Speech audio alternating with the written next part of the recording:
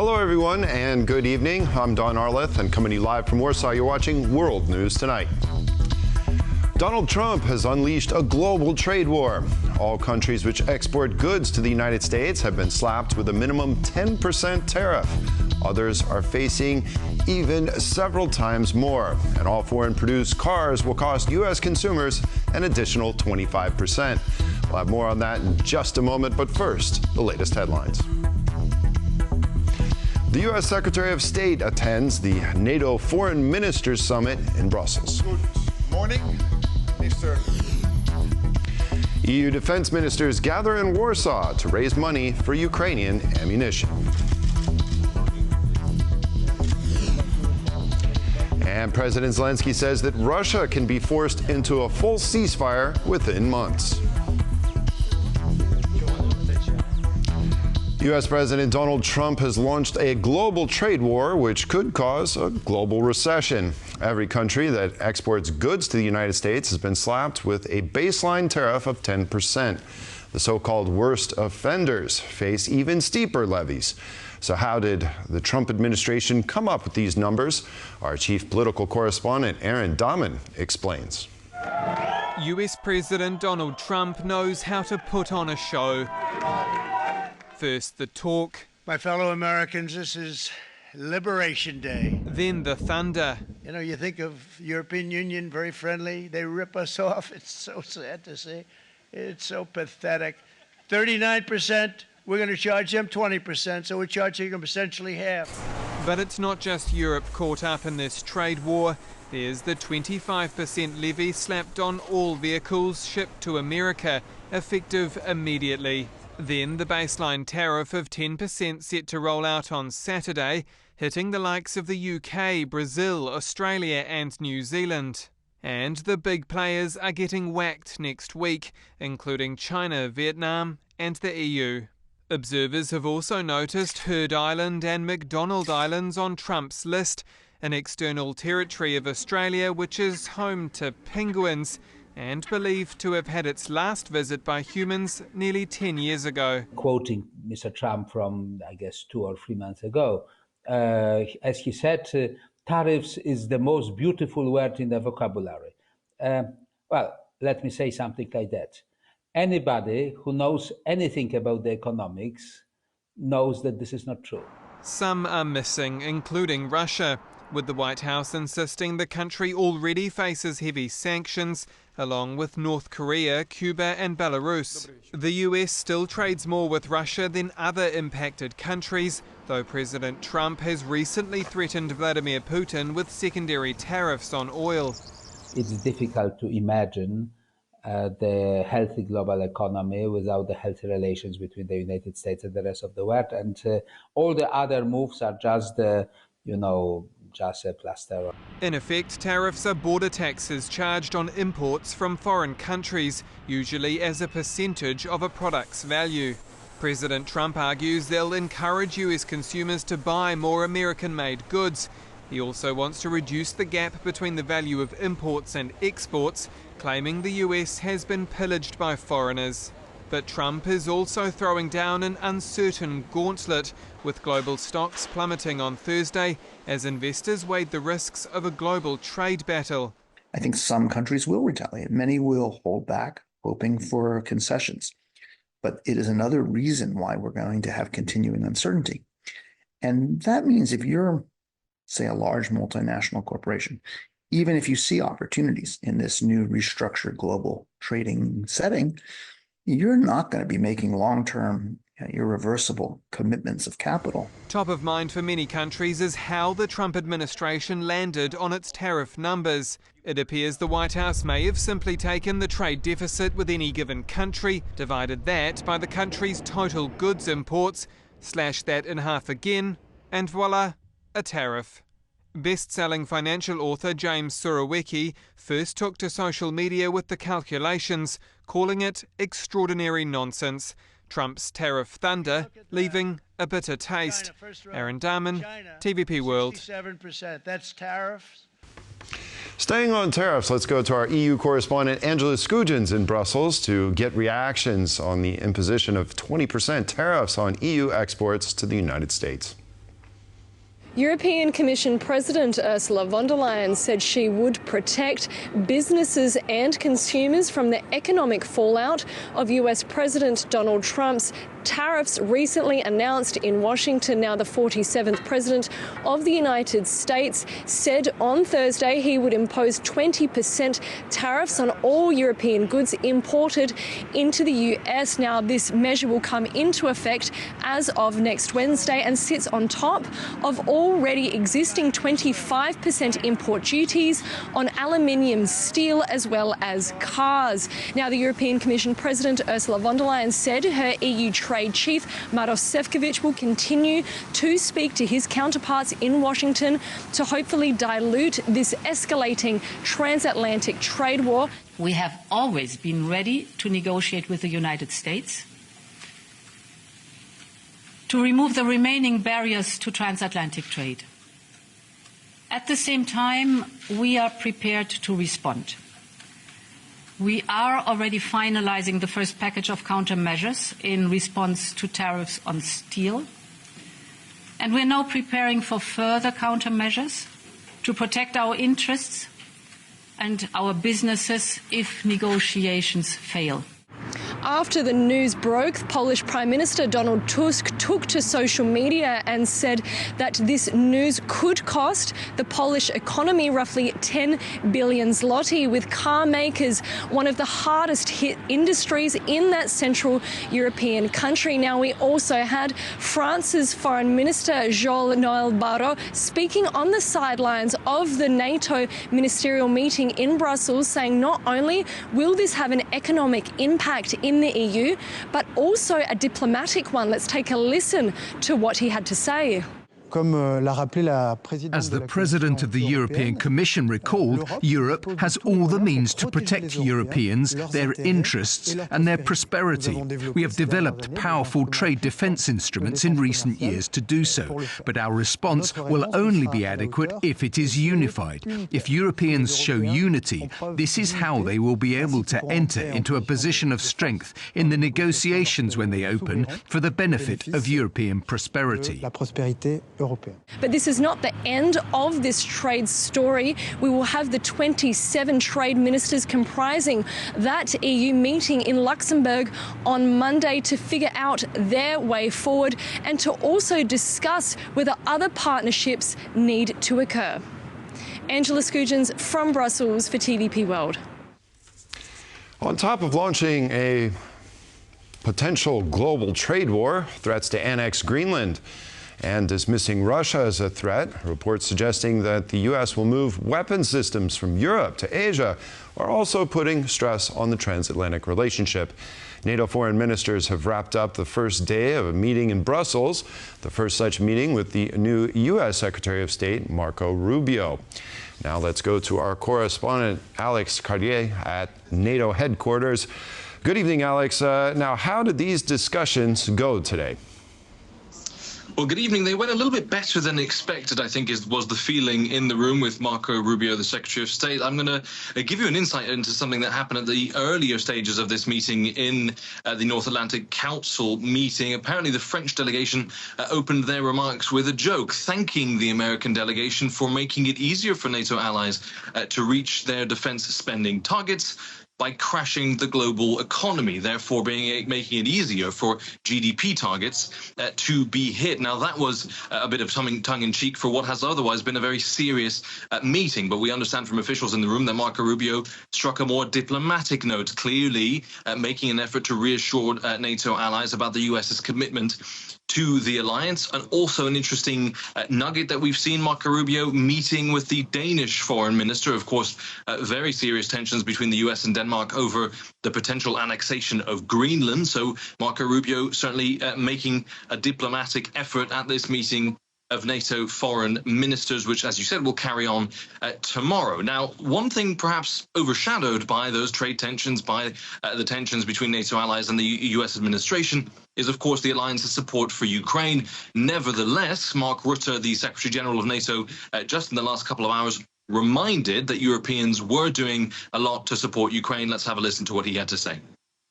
In the first 3 months of this year, 20 billion euros, so that is close to $22 billion US dollars of support, has been committed by NATO allies to send to Ukraine.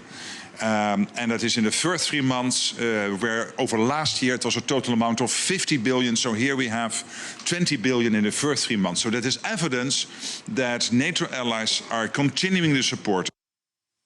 So a reminder there from Mark Rutte that the European allies are stepping up their support for Ukraine and are ramping up defence spending. Of course, leading the pack is Poland. We heard the Polish defence minister announcing today that Poland would aim to hit a 5% of GDP on defence spending target by 2026, hoping to hit 4.7% this year. Now, that puts it ahead of the United States, something that Marco Rubio again acknowledged today, saying the US would have to spend more on defence, but there are a lot of countries in the NATO alliance, including some that are not even at the 2% target, which are going to have to ramp up very seriously in the coming months and years. Don. Alex Cadier, our new Europe correspondent, welcome to TVP World, and thanks for your report. More artillery for Ukraine. As the war rages on, the EU is halfway to achieving its goal of providing Ukraine funds to purchase 2 million artillery rounds. This was announced by the EU's top diplomat, Kaja Kallas, who's also in charge of the bloc's security policy, at the informal meeting of EU defense ministers today here in Warsaw. Now we go to Kazimierz Wysiak for the details. As Ukrainian soldiers keep fighting on the front lines. In Warsaw, Kyiv's European allies have some good news for them. President Zelenskyy has said that they need 5 billion euros to have at least 2 million rounds.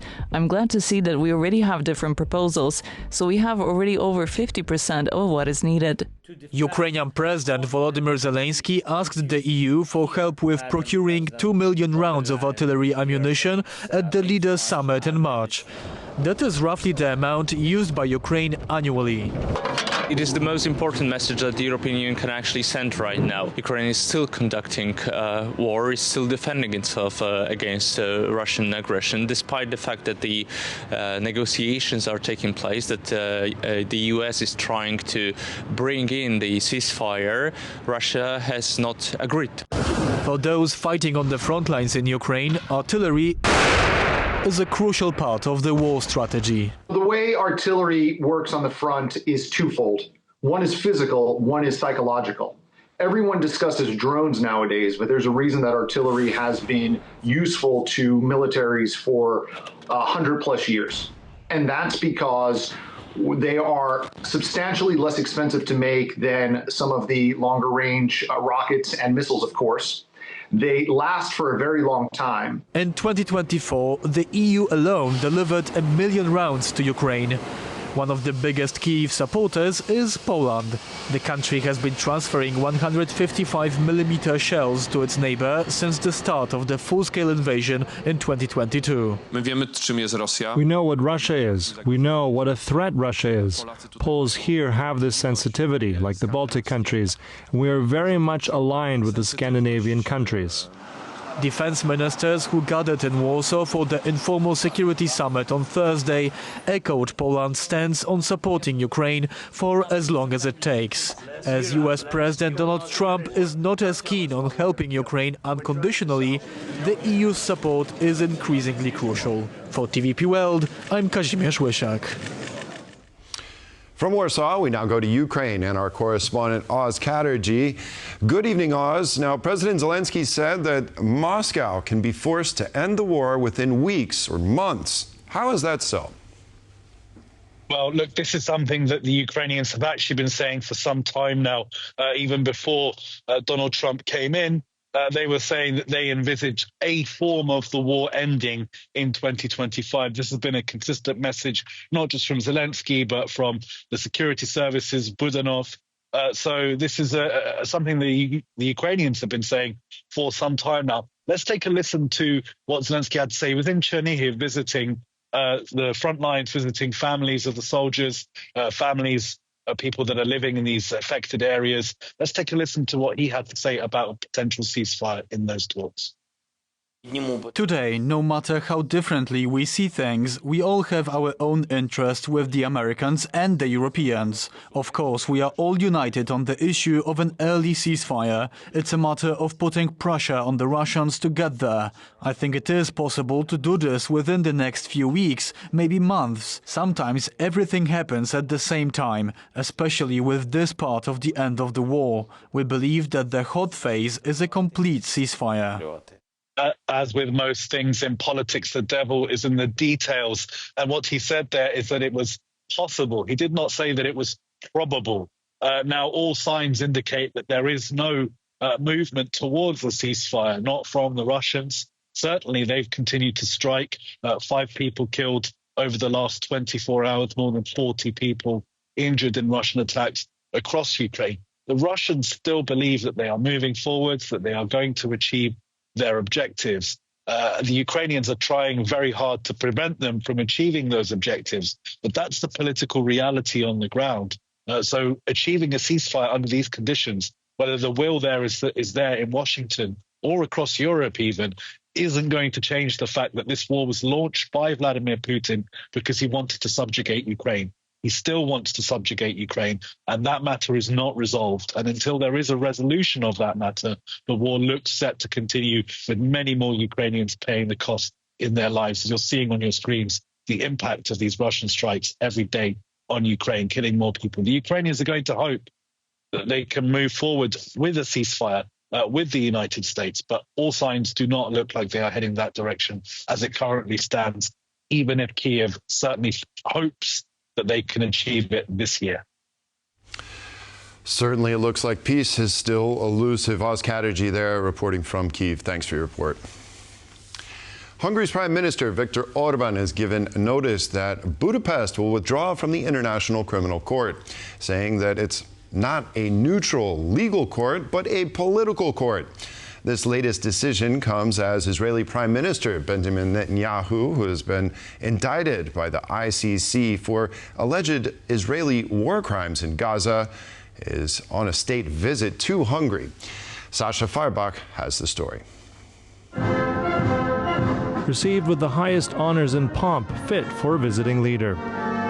Benjamin Netanyahu, Israel's prime minister, is in Budapest for a state visit.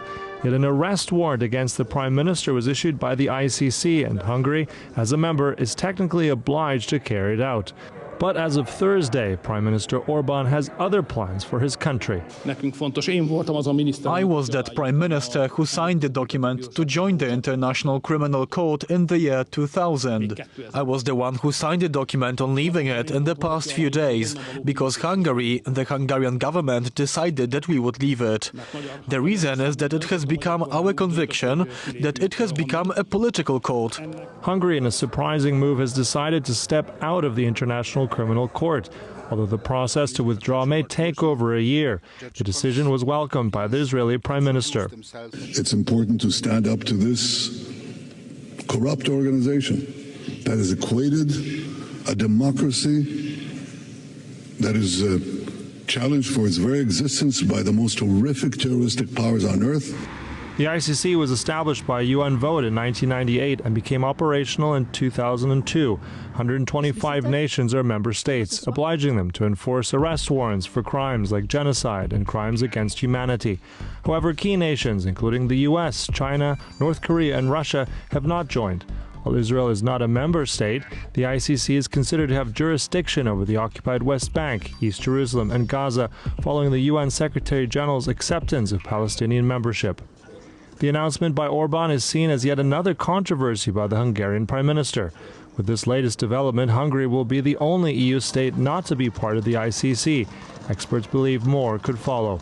This is not the first time, obviously, that Viktor Orban has gone against the status quo, and it likely won't be the last. So on the one hand, it might be easy to just say, okay, this is Orban doing things differently, but I think the implications here could set a precedent. Though its impact may not be immediate, this decision adds to the growing list of tensions, putting Budapest at odds with its European neighbors. With protests on the rise, it signals a turbulent future, not just for Hungary, but potentially for the international legal system as a whole. Sasha Farbach, TVP World. The first EU Central Asia summit kicked off today in Samarkand, Uzbekistan. President of the European Council, Antonio Costa, together with European Commission President Ursula von der Leyen, are representing the bloc. While Russia is busy with the war in Ukraine, the EU is making inroads in Russia's backyard. John Todd has more. The EU's top team on the ground in Central Asia. European Commission President Ursula von der Leyen and European Council President Antonio Costa in Uzbekistan's capital Samarkand for the first ever EU Central Asia summit. And in these uncertain times, it is important for me to emphasize that we are very happy about your openness and engagement, because this matters more than ever. It's the culmination of decades of work that could provide the bloc with strategic sources of raw materials and energy supplies. Access to Central Asian resources cannot be only sort of yielded to Russia or China, but the EU is also interested in, for example, Kazakhstan's uranium, and it wants to secure access to these minerals because it badly needs them for its own green transition. And it's a two-way street for Kazakhstan, Kyrgyzstan, Tajikistan, Turkmenistan and Uzbekistan, who were for years overshadowed by their colonial overlord Russia. They need in their geopolitical calculations such a reliable partner and importer of their goods as the EU member states, given the fact that they feel indeed afraid of their northern neighbor. Analysts say Russia will try to undermine EU involvement through agents and influence, but it's been sapped by its war in Ukraine. And Russia is using these instruments, but has very little to offer as far as the investment is concerned. And now Russia is weakened. Russia sees Central Asia as its backyard, as its sphere of influence, and it sort of tolerates China making sort of careful inroads into Central Asia, but it's finding it really unpleasant that the West or the EU and the US are doing so. Antonio Costa invited the Central Asian leaders to Brussels, where later this year they plan to sign a cooperation deal. This will cement ties and further fuel concern in the Kremlin. John Todd for TVP World. With Donald Trump launching a global trade war, there are many questions on how this will affect the global economy. And really, how hard will it hit our wallets? Now, joining me to discuss today's development is Polish Deputy Minister of Development and Technology, Michał Baranowski. Mr. Minister, thank you for joining us today in the studio. Great to be with you. Now, what are your expectations for how this will affect the Polish and regional economies? Well, it's not good. It's not going to be a boost to our economic growth. We have done now a number of analyses, and depending on the assumptions, the hit to Polish economy is between 0.1 to 0.4 percentages of GDP. Poland is not affected directly, but we trade a lot with the rest of the EU that will be affected by this highest tariffs that we have ever had with the United States, really in a very, very, very long time. Certainly. So, Poland's trade with the United States is not very significant, but the knock-on effect is what is going to get us here in Poland. What sectors do you think are going to be hit the hardest here in Poland? Well, there is as probably a lot of the listeners and viewers know, now it's a general tariff, but then there is additional earlier tariffs on car manufacturers. Poland supplies a lot of parts to German, French, Italian car industry, so that's one area. Again, the entire effects depend on not only the tariffs that U.S. poses, because U.S. started a trade war really across the globe. It also will see how, for example, imports from China or from other countries impact European Union. What I would just add is the consumers that will be most affected sit in the United States. So, and that's actually, we can see already in the stock market in the US. So it's, first of all, bad for Americans, unfortunately, too. Yeah, now in terms of retaliatory tariffs, what do you think the EU will do? What do you think the EU should do in this case? Sure. So we are holding now the EU presidency, which means that we are responsible for bringing EU countries together. So on Monday, I'm going to be chairing a ministerial meeting of trade ministers across the EU, working very closely with the Commission on what our response should be. It is pretty clear that we cannot just sit on our hands and do nothing about this. The response will be proportional. We also very much hope and aim that the response European response leads to a real negotiation with the American side. So the aim is not to be escalatory, but frankly, we need to have a much more real conversation with the American side about the future of our trade relations. And that's a conversation that will be led by European Commission as EU is a bloc in this field. Certainly. Now, Donald Trump, by instituting these tariffs, do you believe that this is an attempt for him from one side to just go ahead and renegotiate the trade relationships of the entire world with the United States on an individual basis? Well, that's what President Trump is saying, right? His hypothesis, I guess, is that by putting such high tariffs, wall of tariffs around the United States, that companies will decide to produce inside the United States. Now, it's certainly hugely disruptive to the American economy and the global economy. Right now, we are seeing the pain that U.S. economy is going through and the pain that it will inflict on other economies. Whether this works for America, we'll know in many, many quarters. It's disrupting supply chains. It is not, well, all economists really have been saying that that's not the way to go about it. U.S. is a sovereign country, but then, of course, will be met with retaliatory measures from countries around the world, and China, for example, has already responded. So is Canada, and EU will be preparing again on Monday for specific measures that will be taken vis-a-vis the United States. Right. So it still remains to be seen whether this will impact the onshoring for the domestic economy of the United States and domestic manufacturing. Absolutely. But from the sense of trying to basically redo the system that Trump inherited, I'm asking specifically about that. Do you think that Donald Trump did this in also effect by trying to renegotiate the trade relationship with each individual nation in the world that the United States has? Well, so the American administration has not reached out with a very clear negotiating mandate.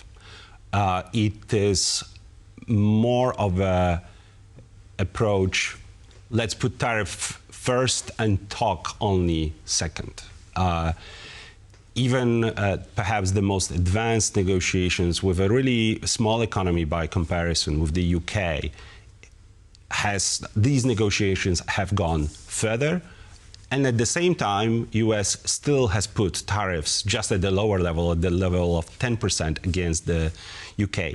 So it is not, we are not in a clear negotiating momentum. We are in a But the expectations are that negotiations are just around the corner. We very much hope so. We very much hope so. So do other partners. But I think the assumption on the European side is that we'll have to retaliate first. Europe will have to retaliate first for the negotiations to really start in earnest with our American partners. And if retaliation results in the snowball effect, if we have kind of a back and forth? That's the problem with trade wars, and that's the problem with starting ones. It's not going to be good for anyone. Again, it's not going to be great for Europeans. It's going to be even worse for Americans because they are facing these tariffs on imports from across the globe. So the prices, the inflation, the potential recession, that's all very much facing right now American economy. Any diplomatic fallout? Well, it's not, let's put it very diplomatically, it certainly not increases the transatlantic trust. This is still very much in early stage of the new administration, and I've been dealing with transatlantic relations really for the last 20 years. And I have not seen such a moment in transatlantic relations in my whole career.